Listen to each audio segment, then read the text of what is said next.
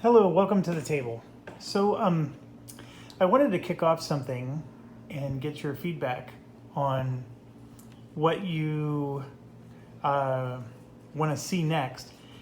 Well, or whether or not you like this concept that I'm going to show you here. This is a game of War Room, as you know. It's a multiplayer game. This is the end stage from when Jason and I were playing our last playthrough. So it's not how a game would start out. But what I've been doing is I've been working on some AI cards for playing the solitaire. And the AI cards are for the Axis only right now because it would just be too much of an undertaking to try to do both sides. So let me show you what I have so far. And I would love to hear your feedback on whether or not you think this is something you have interest in. If so, let's flesh it out, and maybe we can get it uploaded to Board Game Geek as a variant for solitaire. So the concept here is that every country is going to have a target 1 card. So at the beginning of the game, they're going to set an initial target, and that's going to be their primary target. And so I have one for, this one will be Japan, this one will be Germany, and that one will be Italy. How about that? So I just, we can use any token, but I'm just going to use these poker chips. So Germany has a nice example here. So for example, if I roll a die and I get a 1, 2, or a 3, the primary target is going to be Caucasus. 4 or 5, the primary target would be Leningrad. And if I roll a 6, the primary target is Great Britain itself. So that would be the concept. Now, this AI deck that I wrote is assuming either Leningrad or Caucasus. I didn't do it for the UK because that would be a completely different deck. So that's why I called it a Russia target deck. So if you ended up getting a Russia target, then you would use this deck to do your AI. So for example, let's assume that I drew, I grabbed the wrong one. Let's assume I did the Caucasus, and that would be their primary target. And let me back up. For the phases of the game, what kind of advantages are we going to give the AI? I'm a fan of keeping as much of the game intact as possible. Otherwise, you really take away some of the things that make it enjoyable. But the key rule is during the hidden movement phase, the AI does not actually do hidden movement. The player has to do all their hidden movement, just like they normally would, but the AI won't figure out or reveal what it's going to do. In other words, you don't draw your AI card until it's the actual AI's turn. And that is the part that we have to do. And now, the other thing is the oil bid is on this card, and that's going to be the oil bid for the next turn. So you'll actually know when, I need to think that through a little bit more. We may have to figure out how to do oil bids, or we may have to reveal the card. I don't know. We'll figure something out there. I think I might need just a separate deck just for oil bids.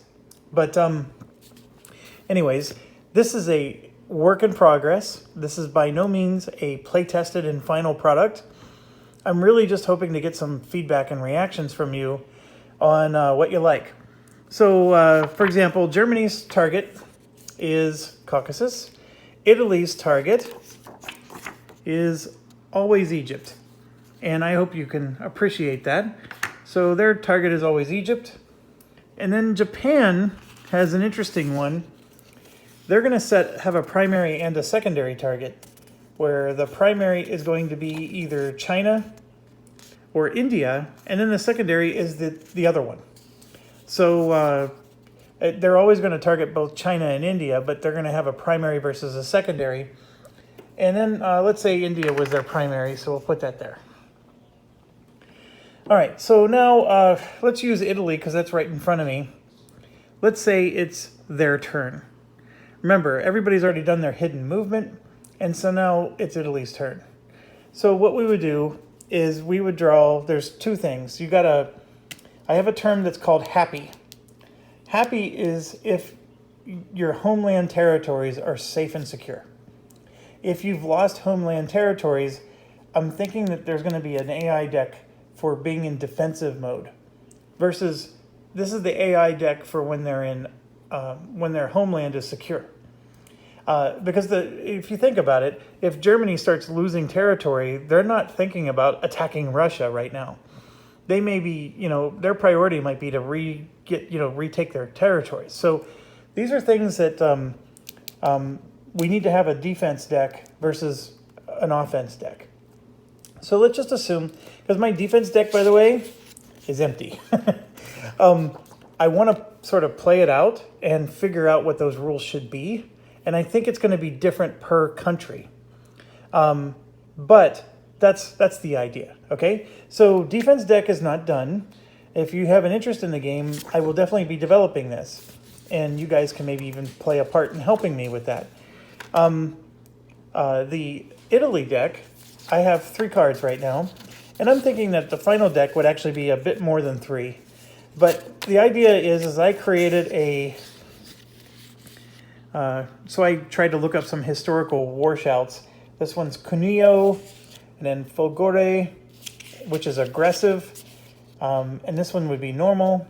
And then Avanti Savoia, which I think is for the king or something. And that one is a cautious. So I basically created 3 AI types.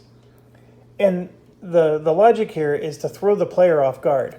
The player can never know exactly what they're doing. Because if they do, then they can predict what the AI is going to do, and that's lame and cheesy. You know that.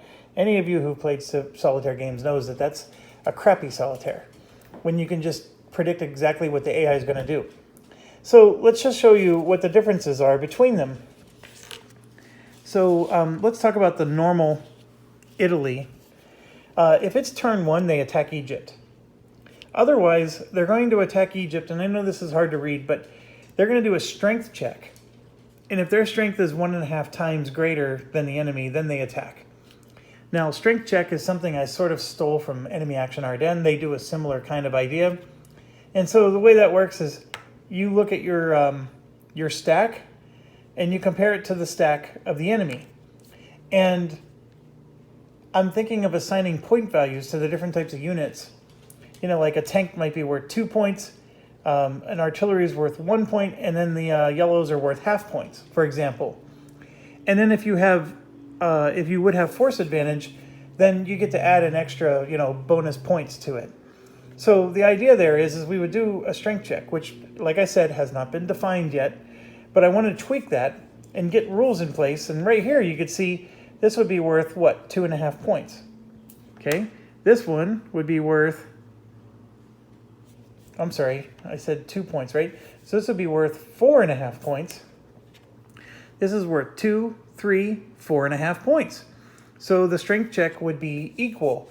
However, this one has force advantage, which would then give me another couple points. And if I'm at 1.5 times, so if I could get to at least 6 points, right? Because this was 4.5. I mean, let's not worry about fractions here. If I can get this to 6 points, then that means I would attack. And the way the attacks work is it would be the primary target or anything adjacent to it. And this is especially important when you're talking China or Russia, because maybe Caucasus is the primary target, but they're more than happy to take Bryansk here if Bryansk is weaker and, the human player is trying to beef this up because they know that's the primary target. You can't really keep that hidden from the player for too long, but you, at the very least, you can take advantage of going somewhere else. So, so yes, your strength needs to be greater than 1.5. And then, I know this is, a lot of this is shorthand for me and wouldn't be good enough for you guys to just print off and use. But this says move to Germany, France. And what that means is if I have a stack of units here, because this is my only factory, so I'm always going to be producing units here. What I do with these units that I produce is I'm going to be defending Germany or France. And there's going to be some, we can maybe flesh that out. Like, what's the priority of whether it goes to Germany or France? But that's the idea. This is their priority when it's normal mode. And their air units are going to support attacks. So this, for example, is going to have point value as well. And when we evaluate the 1.5 times, we get to add air units to the attack to try to get it over that 1.5 mark, right? And if I can add enough air units to the battle to get over that 1.5 mark, then that is the primary objective of the air units, is to use them to support attacks. Next is defend Germany and France. So air units need to be in Germany and France, and that's where they're going to primarily defend. The sea, they're going to clear the Mediterranean, top priority. So attack anything that's in the Mediterranean, and then raid ports is their secondary priority, which would mean, moving over to here and raiding that port. For production, they're going to produce a carrier first, a battleship, a cruiser, and a sub, and then there's a key word called cascade. Cascade simply means that if there's already a carrier there, then they're going to produce a battleship next. And then if there's already a battleship there, they're going to produce a cruiser next, and so forth. And they're going to do it until there's 2 stacks of ships, which a stack is 8 deep. So that's a lot of ships. But that's their priority in this mode. And then they're also going to produce fighters and bombers. So the way this would work is, let's say there was a carrier and a battleship already produced. They would produce a cruiser. And then if they have leftover resources, they would produce a fighter first and a bomber second before they would come back to produce a sub. So it would be in that order. They would not produce 4 ships all at once. They would just produce one of these, and then they would fall down and do the next set. Okay? And that's basically it. That's a normal Italian turn. And here you can see my bid is 0, but that's where I was realizing the problem of I want to keep this hidden from the player until it's their turn, but I got to figure out a way to do oil bids so we can figure out what their turn is. So that's one of my dilemmas I got to overcome. This would be an aggressive Italian, and so they're still going to attack Egypt, automatic on turn 1. They're going to attack if their strength is simply greater, so it's no longer 1.5 times, it just needs to be greater. And then they're going to transport to Africa, which means that these units are no longer going to go Germany and France, but instead they're going to move towards Africa, via transports. The air units are going to support attack, and then bombers are going to raid the United Kingdom, because remember, some of the air units are going to end up in Germany and France, and they're going to raid the United Kingdom, and they want to support German Navy. So if the German Navy is in any kind of battle, they can move to support that. The sea is still clear Mediterranean, raid ports. And the production, here's another key word. It's called balanced.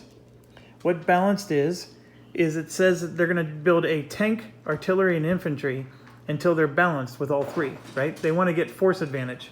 That's what balanced means, is they want to build one of each unit, at least. Then a bomber, then a fighter.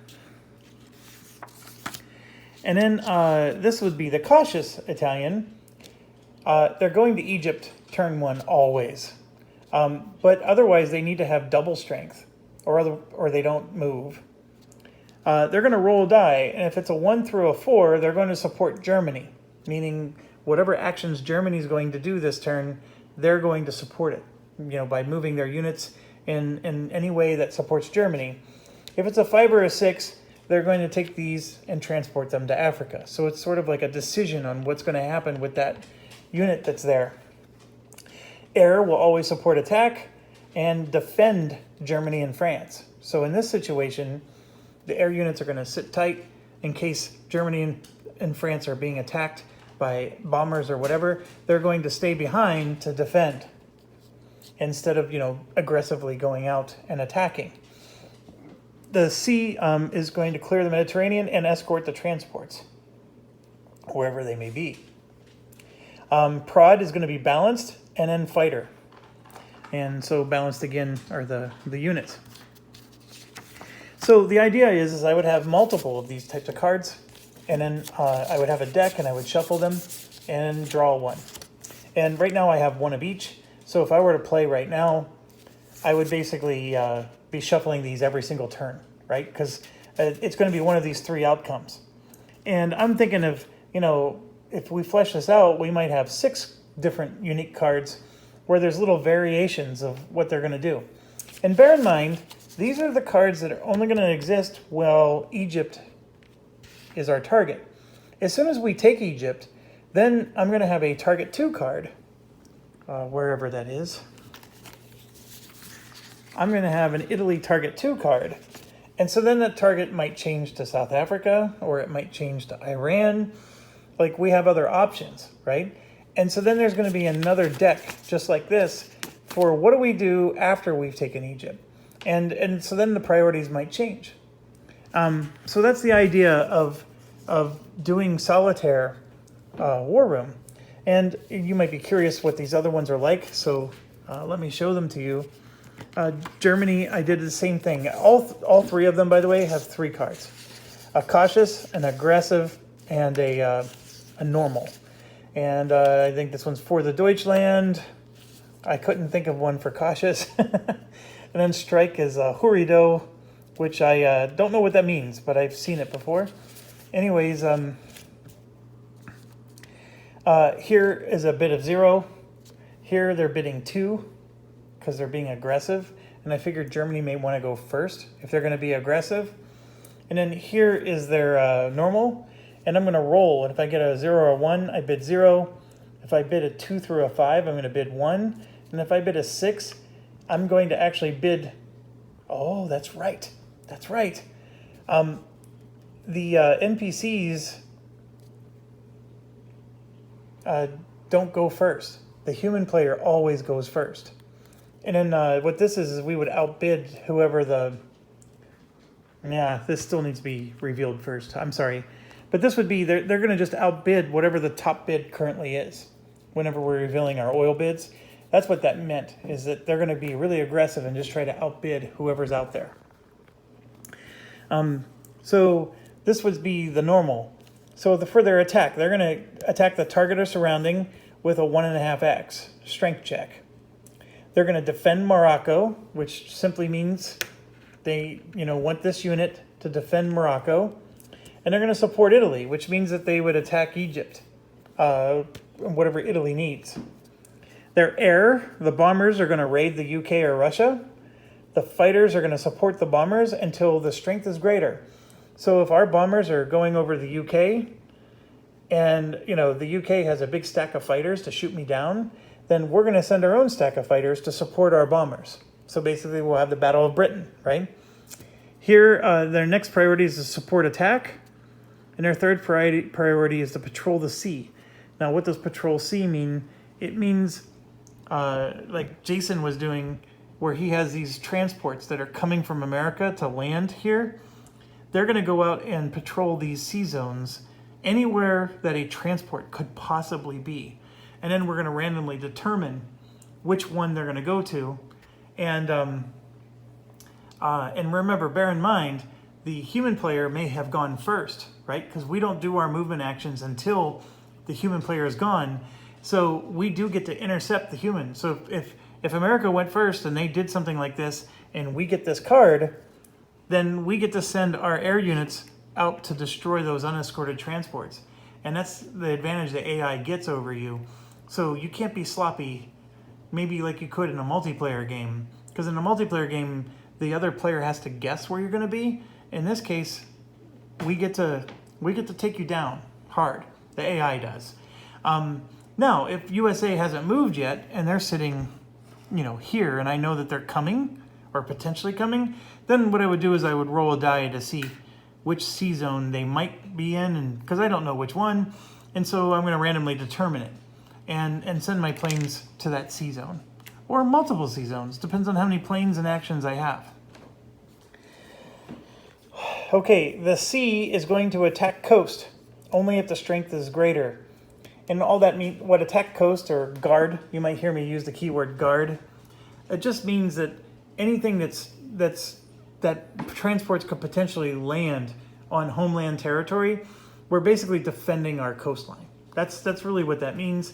So whatever sea units we have are going to try to defend our coastline if possible, but only if our strength is greater. which in some cases that means we don't do anything. So their production is safe, that's a new keyword, and balanced.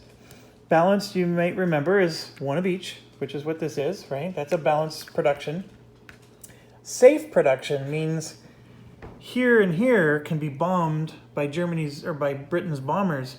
So a safe production would be to produce in Poland, where it's not in range of any bombers. So I can produce safely, and I don't have to worry about being attacked. And then the priority is bomber, then fighter. And so they would just keep going through that, bomber and fighter, until they run out of resources. So they could produce several. Now, a cautious Germany would bid 0. They would attack only if their strength is 2 times, plus they have to be happy. And this was just me before I realized I needed a defense deck. So I had this happy keyword that basically was, happy just means you control your homeland territories. And so the idea there is if happy, do this. If not happy, do that. But it got really complicated. So I just feel like it needs separate decks. So anyways, that's a carryover from there. They're going to retake territory. Otherwise, strength greater. So they're going to go after the target or anything surrounding first. Or they're going to retake territory. And this one needs to be double, but that one just needs to be greater. Then here's another keyword, close gaps. Close gaps is a simple concept. If I had this situation, I have a gap right here. So close gaps just simply means they need to move units in to close the gap so there's no vulnerability. And that's going to be, the player is going to have to make good choices for the AI there. Because I don't think I'm going to get any more detailed than that. Just close the gaps. Defend Morocco and attack Egypt on turn 1. For air, do support attacks. And roll a die. And if they send an air unit to a sea space chosen randomly, this is the same concept. They're going to try to take out escorts. So the roll a die is if there was multiple sea zones for them to possibly go to. You would randomly just decide it. Otherwise, they're going to target a transport and take it out. Sea is going to guard the coast if strength is greater. And otherwise, they're going to retreat and regroup in the Baltic, which is here. And then for production, they're going to be doing safe and balanced, fighter and bomber if possible. So first, they're going to produce ground units, then a fighter and bomber. And then here they're going to trade for a consumer good. So when they're cautious, they're going to trade for consumer good. And when they're aggressive, they're going to trade for steel, just to follow up on that. So here they would bid 2. They're going to attack anywhere as long as the strength is greater. Close the gaps, defend Morocco, attack anywhere in Africa. Air, they're going to support attacks. C is destroy, protect coast, guard. You can tell that I evolved as I was writing these cards. And then for production, they're going to do balanced near the enemy as long as their strength is greater. So what does that mean? What that means is they're going to produce new troops right here next to the enemy as long as the strength of this is greater than anything near. And that would mean multiple locations because a human can combine troops, right, and attack you. So their strength would have to be better than anything they're adjacent to. But if that's the case, they're going to produce right on the line instead of producing further back, which is a safer move. That also includes producing over here as well. They're going to produce fighters and bombers if possible, and notice they're not necessarily making land. Oh no, yeah, they are land, then fighter and bomber, then trade for steel. Okay, so that's Germany, and then the concept of Japan is very similar. Here you can see they have a normal, a cautious, and a bonsai. So the bonsai is a 1 bid, and the other 2 are 0. And It's a similar concept. They're going to attack the primary and the secondary if their strength is greater, or 2 times greater, or 1.5 times greater. They're going to close gaps in all 3 situations. And then this one has a particular rule because Japan has only 2 factories. They have Peiping and they have Japan itself. So Peiping is going to be producing balanced troops, but they can only produce 2 at a time. So they have a rule to complete the stack. And what that means is, let's say that they produce 2, and it's that. Well, the one that they're missing is the tank. So the next time Peiping produces, they need to complete the stack. So they're going to produce 2 units, and one of them has to be the tank.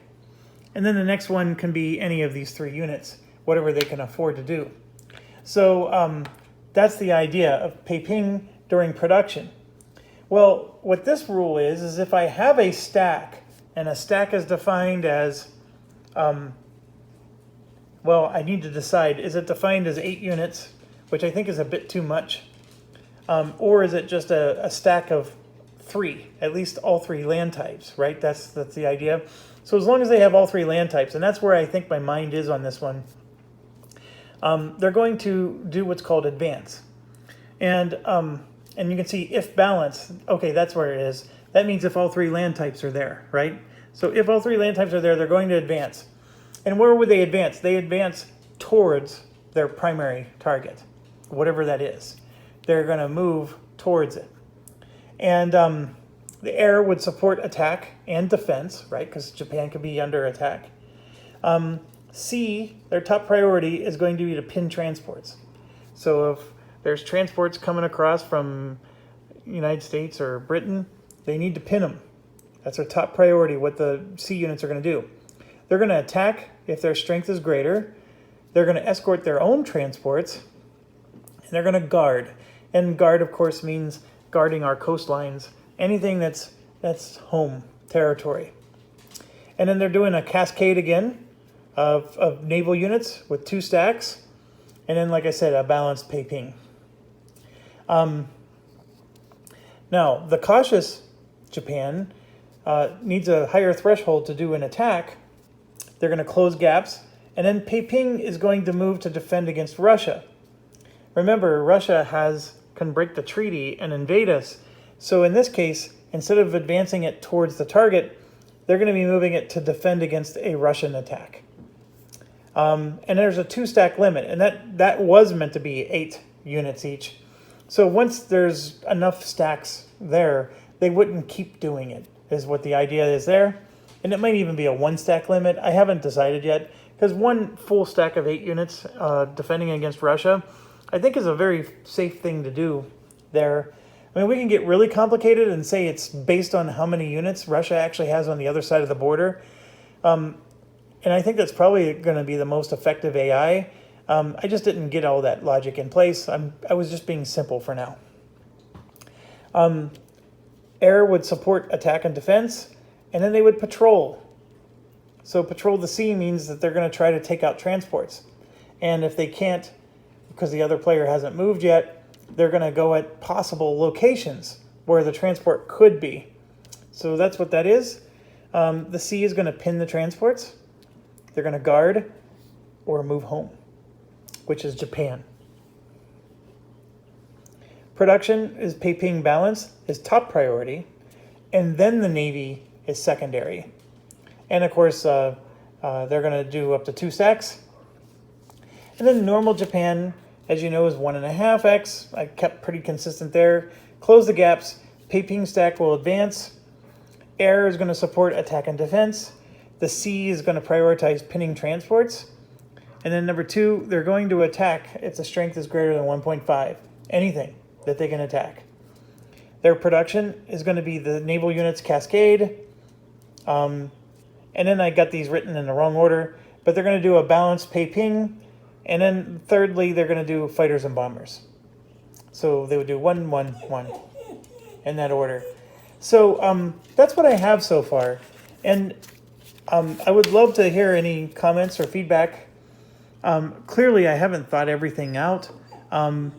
But I think that's the idea of how to play this game solitaire, is we would have objectives that we give to the AI, and then everything the AI does is going to be towards that objective. And then, of course, defending their homeland is also going to be, imperative. And then once they take the objective, then they come up with another objective. So that's the idea, is that we would have like a target 1, and then a target 2 deck, and then maybe even a target 3 deck.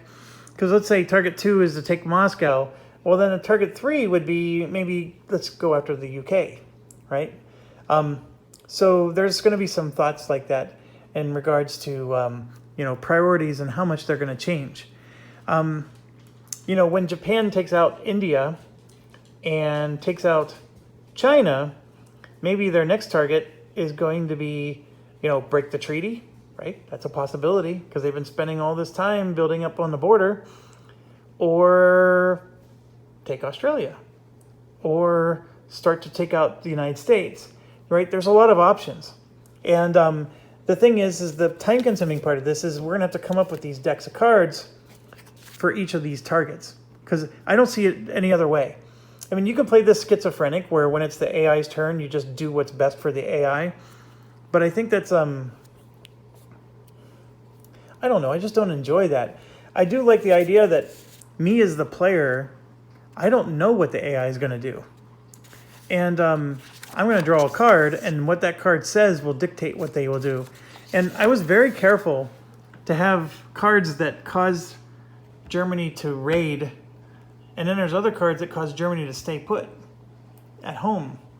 So that way the player can't even predict whether or not they're going to get raided, or whether or not their raids are going to be met with any defense.